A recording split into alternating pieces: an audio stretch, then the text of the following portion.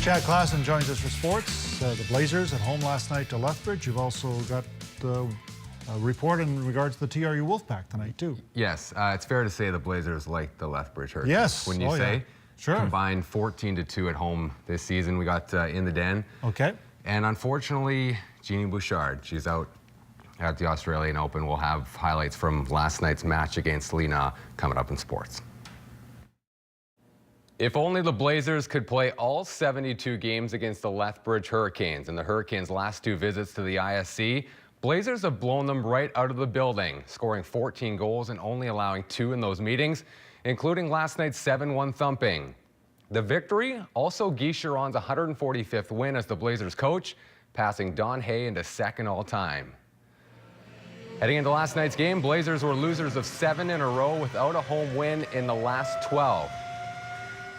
But the Blazers pop one in on their second shot of the game. Tyson Ness, his 11th of the season. The start of a great night, rather, for Ness. Then 14 seconds later goes to 2-0. Goal by Cole Yulee here is 19th. Then it's Chase Soto's turn. His first goal since November 22nd after missing a month with a hand injury. Felt good. Nesser gave me a great pass in the slot there, and all I really had to do was just put it on net, and goalie wasn't expecting it, so it felt good for sure.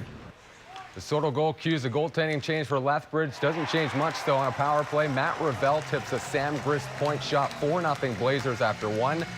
No scoring in the second. Lethbridge would make it 4-1 early in the third, but 11 seconds later, Ness, his second of the game off a rebound, 5-1 Kamloops. Nick Chizowski scored the 6th before Soto adds another late one, his second, as the Blazers again beat up on the Hurricanes, 7-1 the final. The victory, as mentioned, 145th win for Guy Chiron as the head coach, moving Chiron into second place on the all-time list. It's something that you don't really look to achieve anything than what the job at hand. It's helped the team win or help the players develop. But you know what? I'm quite happy that I was able to accomplish something and go ahead of someone that I have the highest respect. You know, every time you win, it feels good, and everyone has a positive attitude about it after. And you know, it's something you can build off because you know you played a good game, and everyone played well, and everyone can build and learn off what happened tonight.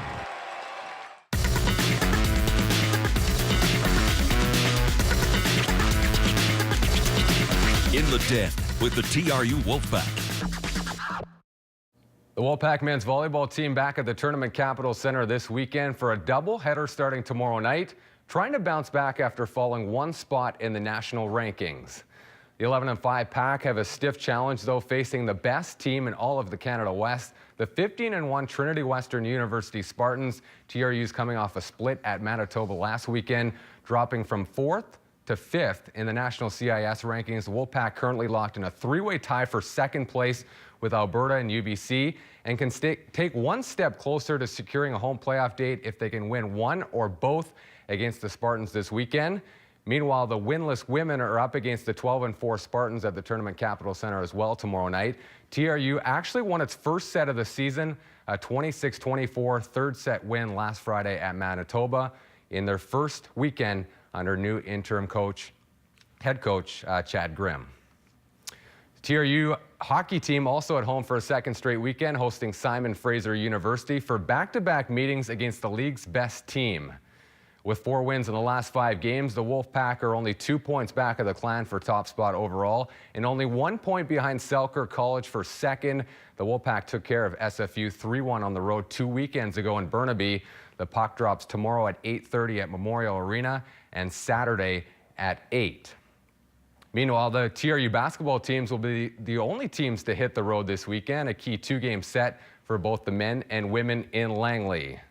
Wolfpack women currently sit in 4th place in the Pacific Division at 7-7, coming off a weekend where they were swept at home by the division-leading University of the Fraser Valley Cascades, but they're coming off some success against the Spartans, going into Langley on New Year's Eve and winning 73-52.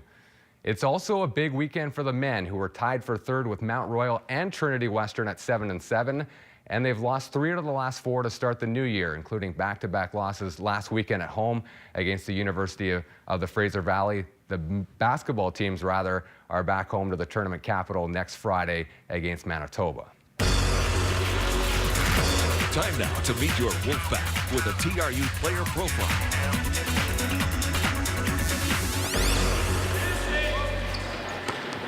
In his 4th year as a Wolfpack, Casey Knight is settling in quite nicely in a starting role on the right side. Standing 6'8", Knight has been a key force in TRU's breakout season. But volleyball wasn't Knight's first sport of choice. Starting out as a basketball player, Knight quickly made the switch and hasn't looked back.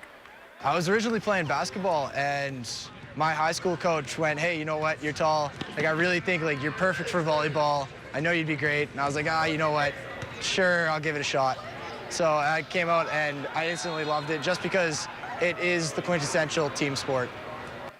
And Knight is certainly glad he made the switch, although he wasn't always destined for Kamloops and TRU. Growing up and playing volleyball on Salt Spring Island, Knight was not heavily recruited, receiving offers only from small colleges in BC until a tournament in Victoria. I played for Salt Spring Island, so we didn't have a really big, well-known team. I got quite a few offers from smaller universities, VIU, Camosun, stuff like that.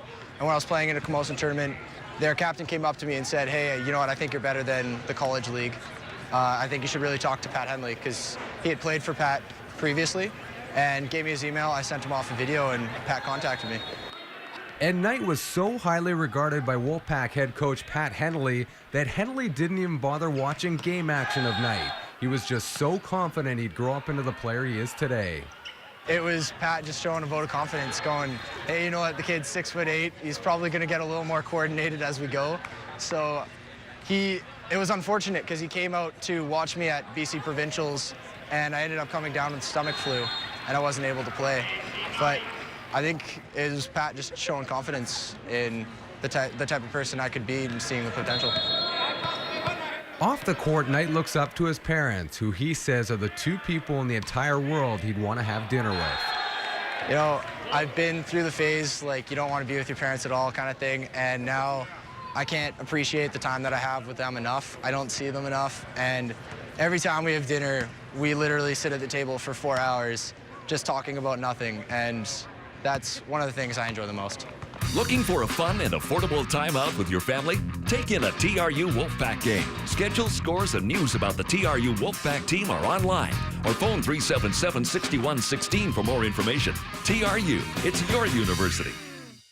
In the Den with the TRU Wolfpack. Enjoy great sporting events at affordable family prices. Check out tru.ca/athletics for details. Jeannie Bouchard's magical run at the Aussie Open is over, unfortunately, but Bouchard's triumphant run to the semifinal, the first Canadian since Toronto's Carling Bassett in 1984, is expected to land her in the top 20 in the world tennis rankings. We sing your name from the first point to the last. Canadian contingent on hand last night in Melbourne, our time, there to watch their new tennis hero, Jeannie Bouchard, but it was all Li Na. Na with the backhand winner to break Bouchard for the 3rd time in the set and go up 5-0. Bouchard would break Na to score 2 straight points, but Na with the forehand winner to take the set 6-2. In the second set, Bouchard kept it close, down 3-2, smashes this easy forehand winner to break Na and tie the set at 3. But Bouchard was no match for Na in this one. Na scores 3 of the last 4 points to win it, including probably the best point of the match here. Bouchard's return goes off the net, stays in before Na nails the cross-court winner to take the set 6-4 and the match, ending Bouchard's Cinderella story at the Aussie Open. From one inspirational Canadian female athlete to another, she's been the face of Canadian women's hockey for the last 20 years, and now Hayley Wickenheiser will be the face of the Canadian athletes during the opening ceremony at the upcoming Sochi Olympics. Named Canada's flag bearer today, Wickenheiser is a pioneer, of course, in the game of women's hockey and is ready to make her 5th Olympic appearance and will go for a 4th gold medal to go with that silver in 1998. If you have a comment or story idea for sports, contact us at sports@cfjctv.com. I can be followed on Twitter @Klassen87, and you can get sports on demand at cfjctv.com.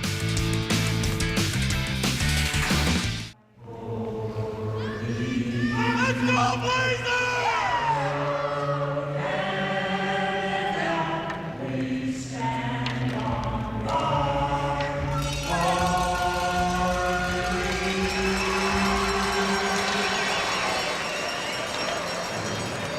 They both turned 60 this year.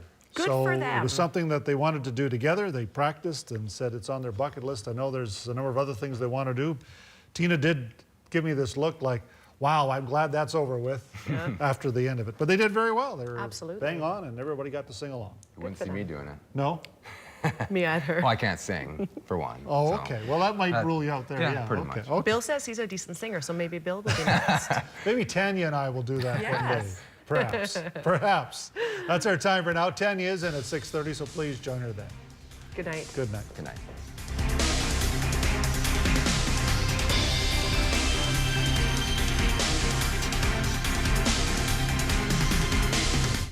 Chad Klassen joins us now with a look at sports. Hey, Tanya, we'll look back at last night's Blazers game. I'm assuming they'll want Lethbridge back in town pretty soon. They've outscored them 14-2 in all home games this year. And in the Den, player profile, we'll look at one player who's helping the men's volleyball team with their great season coming up in sports. Sports is after a break.